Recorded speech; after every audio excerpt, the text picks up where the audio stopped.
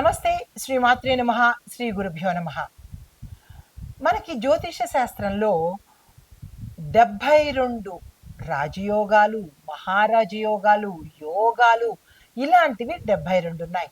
అంటే మనకి ప్రతి 15 రోజులకు, ప్రతి నెల రోజులకు, లేదంటే ప్రతి 2 నెలలకు, కొన్ని సంవత్సరాలకు ఇలాగా మనకి గ్రహాలు మారుతూ ఉంటే ఆ గ్రహాల యొక్క సంయోగం వల్ల కావచ్చు, సింగిల్గా ఆ గ్రహం ఉండి ఆ గ్రహానికి సంబంధించిన రాజయోగాలు అవ్వచ్చు. ఇలాగ మనకి చాలా రాజయోగాలు, యోగాలు, మహారాజయోగాలు, దీంతో మహాపురుష యోగాలు ఇలాంటివి చాలా కలుగుతూ ఉంటుంటాయి. మనకి ఆశ్చర్యం వేస్తుంటుంది. అయ్యో, ఈ క్రిందటి నెలే కదా ఒక రాజయోగం వెళ్ళింది, మళ్ళా రాజయోగమా, మళ్ళా గజకేసరి యోగమా, ఇలాగా మీకు ఆశ్చర్యంలోకి వెళ్ళే అవకాశం ఉంటుంది. అవును, ఎందుకు అంటే ఈ గ్రహాలు మారుతూ ఉన్నప్పుడు అలాంటివి క్యాజువల్గా మనకి జరుగుతూ ఉంటుంది. అయితే ఈ రాజయోగాలు, మహారాజయోగాలు ఇలాంటివి గజకేసరి యోగాలు కలగాలి అంటే కనుక మన జాతకంలో గత జన్మ యొక్క కర్మను బట్టి ఈ రాజయోగాలు వస్తుంటాయి. అయితే మీకు అనిపించవచ్చు, ఒకే ఒకే చోట ఉన్నాం కదా, లేదంటే తెలిసిన వాళ్ళు, వాడు అంత స్థాయికి వెళ్ళిపోయాడు, నేను ఇంకా ఇక్కడే ఉన్నాను, ఇద్దరం అదే జాబ్ చేస్తున్నాము, లేదా ఇద్దరం అదే వ్యాపారం చేస్తున్నాము, అతను కోట్లకు పడగలెత్తాడు, నేను ఇంకా నష్టాల్లోనే ఉన్నాను అంటే ఆ వ్యక్తి యొక్క గత జన్మలో చేసిన కర్మను బట్టి ఇప్పుడు మహాలక్ష్మి రాజయోగం కావచ్చు, భద్రమహాపురుష రాజయోగం కావచ్చు, ఇలాగ గజకేసరి యోగము, రాజయోగాలు ఇలా ఆ వ్యక్తికి పట్టచ్చు.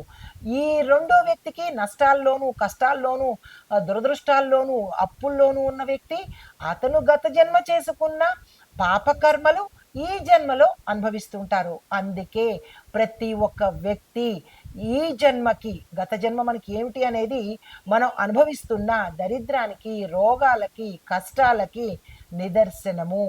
కనీసం ఇక్కడి నుంచైనా మనము మంచి చేద్దాము.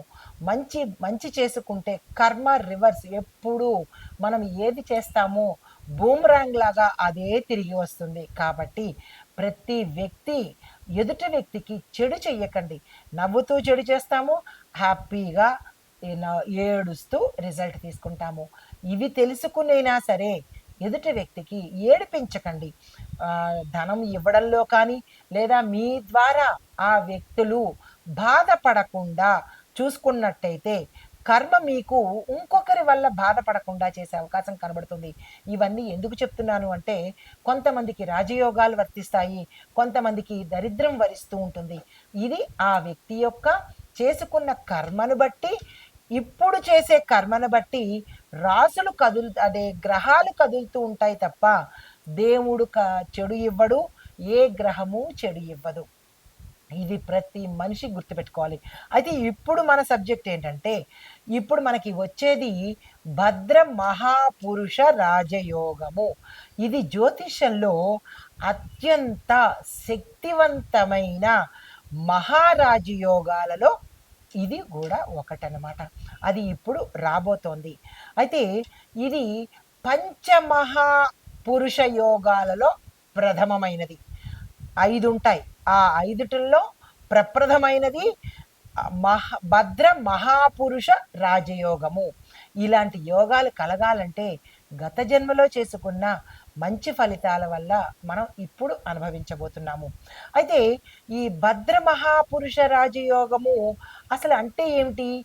ఎవరే ఇప్పుడు అత్యంత ధనవంతుడుగా పుడతాడనమాట. అందుకే అంటుంటారు చాలామంది, గోల్డ్ స్పూన్తో పుట్టాడు అని.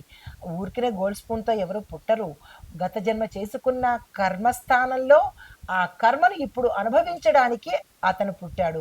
గత జన్మలో చెడు చేసిన వాడు ఈ జన్మలో ఆ చెడు చేయడం కోసము పుడతాడనమాట. కాబట్టి తెలిసి కానీ తెలియక కానీ ఎవ్వరికీ మీ వల్ల అపకారం అయితే జరగకుండా చూసుకోండి.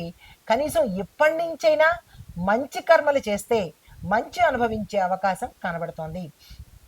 అయితే ఈ బుధుడు ఈ స్థానాల్లో సంచారం చేస్తూ ఉండడం వల్ల స్వరాశిలో, అంటే తన సొంత రాశిలో ఉచ్చ స్థితిలో ఉంటాడు. అలాంటప్పుడు ఈ రాజయోగం ఏర్పడుతుంది.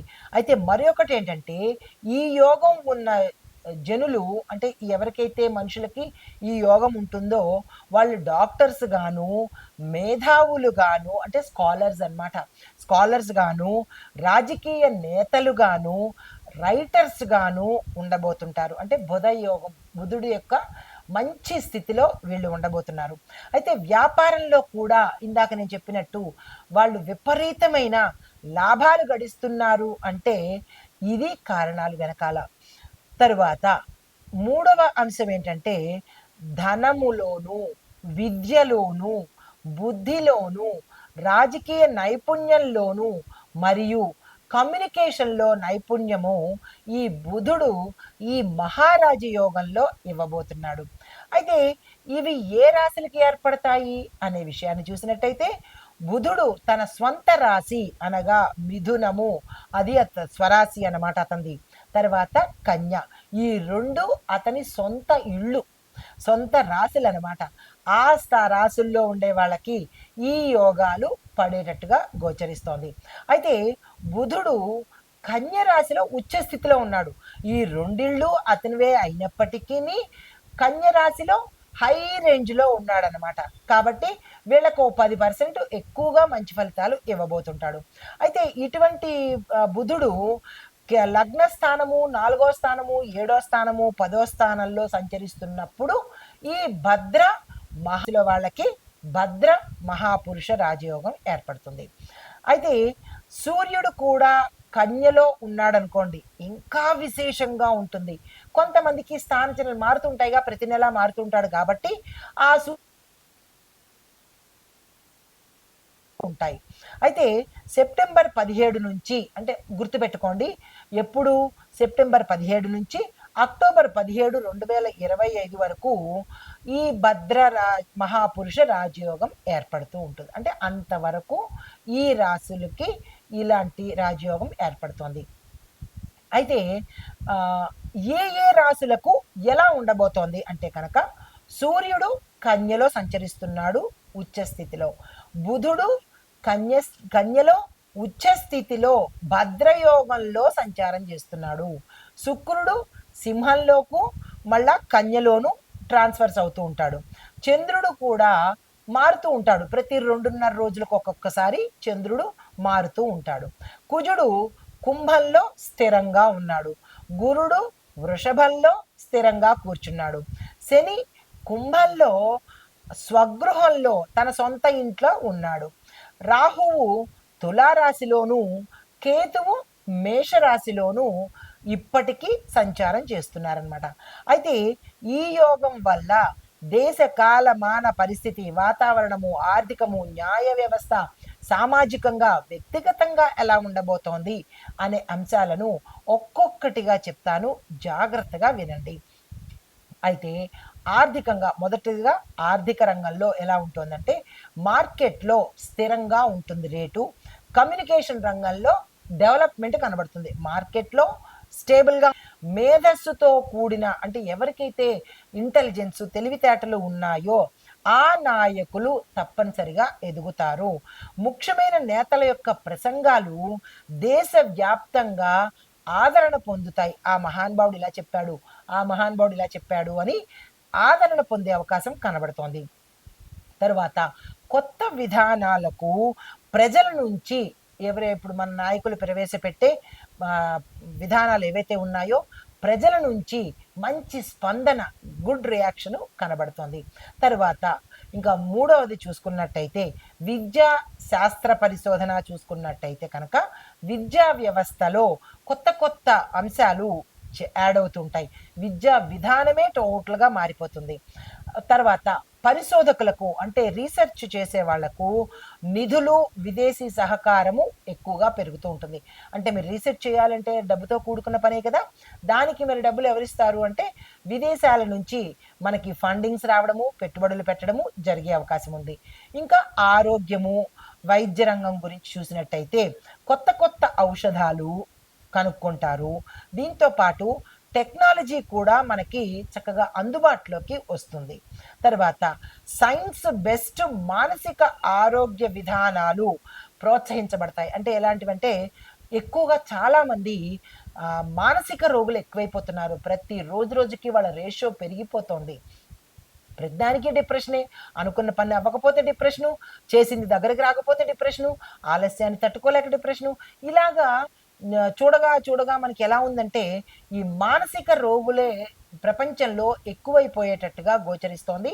మరి దాన్ని కంట్రోల్ చేయాలంటే దానికి సంబంధించిన విద్యా విధానము లేదా వైద్య విధానము ఎప్పటికప్పుడు మారుతూ ఉండాలి. తరువాత ఇవి ఈ రంగాల మీద ప్రభావం చూపిస్తోంది. అయితే ఇది ఎవరికి మంచి ఫలితాలు ఇస్తుంది, ఏ రాశి వాళ్ళకి మంచి ఫలితాలు ఇస్తోంది అనేది కూడా మీకు చెప్పేస్తాను. శుభ ఫలితాలు ఎక్కువగా ఇచ్చే రాశులు ఏవంటే కన్యా, మిథున, తుల, మకర, కుంభ. ఈ 5 రాశుల వాళ్ళకి విశేషమైన శుభ ఫలితాలు ఈ భద్ర మహాపురుష రాజయోగంలో కలగబోతున్నాయి. అయితే జాగ్రత్తలు తీసుకోవలసిన రాశులు వృషభ, వృశ్చిక, మీనం. ఈ 3 రాశుల వాళ్ళు ప్రతి అంశంలోనూ సెప్టెంబర్ 23 వరకు చాలా జాగ్రత్తలు తప్పనిసరిగా తీసుకోవాలి. అయితే ఇప్పుడు నివారణలు కూడా చెప్పేస్తాను. దాన్ని ఎలా కంట్రోల్ చేసుకోవాలి మనం? అయితే ఇప్పుడు భయమే అంటే ఇవన్నీ చెప్పుకున్నాం, ఇలాంటి పరిస్థితులు వస్తాయి అని చెప్పుకున్నాం. మరి దానికి నివారణలు కూడా చెప్పేసుకుంటే పని అయిపోతుంది కదా. అయితే బుధుడి యొక్క గుణగణాలను బలోపేతం చేసుకోవటం కోసము విష్ణు సహస్రనామ పారాయణ ఒక్కటే రెమెడీ. ప్రతి ఒక్కళ్ళు బుధుడి సంతోషం కోసము విష్ణు సహస్రనామ పారాయణ, విష్ణు సంబంధిత నామాలు ప్రతి నిత్యము చదవాలి, వినాలి. ఇక రెండో సూచన ఏంటంటే బుధవారంలో తులసిని, ఆకుపచ్చ వస్త్రాలను దానంగా ఇవ్వండి. ఎక్కువగా దాన ధర్మాలు చేయండి, పీనాస్తనం పడకండి. ఎప్పుడైనా మంచి కర్మ చేసుకుంటేనే కొంత వెసులుబాటు ఉంటుంది. వచ్చే జన్మ ఉంటే సరే, లేదా ఈ జన్మలోనైనా సరే మంచి ఫలితాలు పొందే అవకాశం కనబడుతోంది. పీనాస్తనం కానీ, పిసిరుగొట్టుతనం కానీ, ఎందుకు ఇవ్వాలి, ఒకళ్ళకి నేను ఎందుకు పెట్టాలి అనే జాడ్యం వదిలించుకోండి. శుభ్రంగా దానాలు చేసుకోండి. ఆ ఫలితాలు మీకు చక్కగా వస్తాయి. అయితే ఈ మ్యాక్సిమం మీరు చేయగలిగినన్ని దానాలు ఈ బుధుడు కోసము బుధవారము ఏదైనా ఇచ్చుకునే కొద్దీ పెరుగుతూ ఉంటుంది, జ్ఞానమైన ధనమైన. కాబట్టి ఇచ్చుకునే ప్రయత్నం చేసుకుంటూ ఉండండి. తర్వాత విద్యార్థులకు చూసుకున్నట్టయితే వాళ్ళ యొక్క బుద్ధిని అంటే మానసికంగా డిప్రెషన్లోకి వెళ్ళే వాళ్ళు ఎక్కువగా ఏం చేయాలంటే గణపతిని ఆరాధన చేయండి. దీంతో పాటు గణపతి ఆలయ దర్శనం తప్పనిసరిగా చేసుకోండి. విద్యార్థులకు చెప్పేది ఏంటంటే తలకు సంబంధించిన, బ్రెయిన్కు సంబంధించిన యాక్టివిటీస్ ఎక్కువగా చేస్తూ ఉండండి. కొంత వెసులుబాటు కనబడుతుంది. అయితే ఇవి మనకి ఈ భద్ర మహాపురుష రాజయోగంలో అన్ని రంగాల్లోనూ ఎలా ఉండబోతోంది, ఏంటేంటి సూచనలు కూడా మనం తెలుసుకున్నాము. అయితే ఇప్పుడు మేషాది ద్వాదశ రాశుల వారికి ఎలా ఉండబోతోంది అనే అంశంలో తదుపరి రాశి సింహరాశి. ఈ రాశిలో బుధుడు 2వ స్థానంలో సంచారం చేస్తున్నాడు. ఎప్పుడైతే 2వ స్థానంలో సంచారం చేస్తున్నాడో ఆ స్థానం ఏ స్థానము? ధనము, వాక్కు, కుటుంబము. ఈ స్థానాల్లో ఫలితాలు ఎలా ఉండబోతున్నాయి అంటే కనుక వాణిజ్యంలో విజయము, వర్తక, వ్యాపార, వాణిజ్య, పారిశ్రామిక, ఇక మీరు ఏదైతే చేస్తున్నారో ధనానికి సంబంధించి అన్ని లాభాలే వస్తుంటాయి. అయితే స్పష్టమైన సంభాషణ చేయాలి. మీరు ఎవరితోనైనా మాట్లాడేటప్పుడు ఇదిగో నేను 5 రూపాయలకి ఇస్తున్నాను, నువ్వు నాకు 5 రూపాయలు ఇవ్వు, లేదా అంటే ఎంతో కొంత అన్నట్టుగా కాకుండా మీరు ఏది కమ్యూనికేట్ చేసినా క్లారిటీగా ఉండకపోతే ఎంత హైకి వెళ్తారో అంత డౌన్ఫాల్ అయ్యే అవకాశం ఉంది. మీరొక్క మాట ఇంట్లో కానీ, మీ వ్యాపార స్థలం కానీ, మీరు చేసే ప్రతి చోట మీరు ఎక్కడ ఉంటే అక్కడ సంభాషణ క్లారిటీగా ఉండాలి, కమ్యూనికేషను క్లియర్గా ఉండాలి. తర్వాత ఆర్థికంగా మీకు విశేషమైన ప్రగతి, డెవలప్మెంట్, గ్రోత్, లాభాలు అన్నీ కనబడుతున్నాయి. ధన ప్రవాహం కూడా చాలా చక్కగా ఉండబోతోంది. దానికి తగ్గట్టుగా ప్రణాళికలు వేసుకోండి. కుటుంబంలో చూసినట్టయితే కనుక వివాహ శుభకార్యాలు నెరవేరుతాయి. ఇంకా అన్ని శుభకార్యాలే, అన్ని లాభాలే ఉండేటట్టుగా, అన్యోన్యంగా ఉండేటట్టుగాను, చక్కగా ఆనందకరమైన వాతావరణం ఈ సమయంలో గోచరిస్తోంది. అయితే ఉపాయాలేంటంటే ఆకుపచ్చని వస్త్రాలను దానం చేసుకోండి. మొక్కలు నాటే ప్రయత్నం తప్పనిసరిగా చేసుకోండి.